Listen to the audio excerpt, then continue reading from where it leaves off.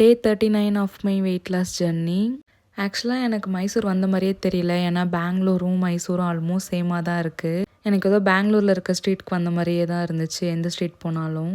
And நாங்கள் first வந்து Chamundeshwari temple தான் விசிட் பண்ணியிருந்தோம்.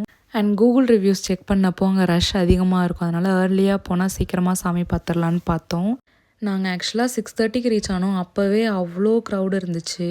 அண்ட் சாமி பார்த்துட்டு வெளில வரத்துக்கு 9 o'clock ஆகிடுச்சு. வெளியில் வந்ததும் ஒரு இளநீ மட்டும் குடிச்சிட்டு கீழே இறங்கி தான் நாங்கள் போய் டிஃபன் சாப்பிட்டோம். தோசை அப்புறம் இட்லி.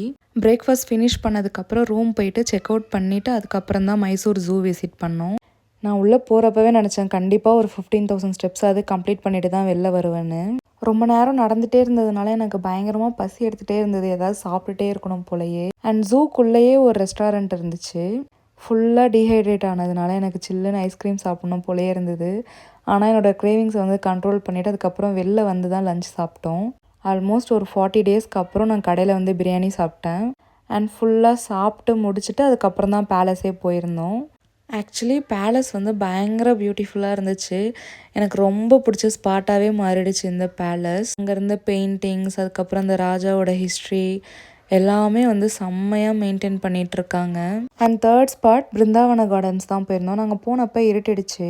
அண்ட் அதுக்கப்புறம் வாட்டர் ஷோ மட்டும் பார்த்துட்டு வந்துட்டோம். அண்ட் ஃபைனலி 19,000 ஸ்டெப்ஸ் கம்ப்ளீட் பண்ணிட்டேன். ஃபார் மோர் வீடியோஸ் மறக்காமல் பேஜை ஃபாலோ பண்ணிக்கோங்க.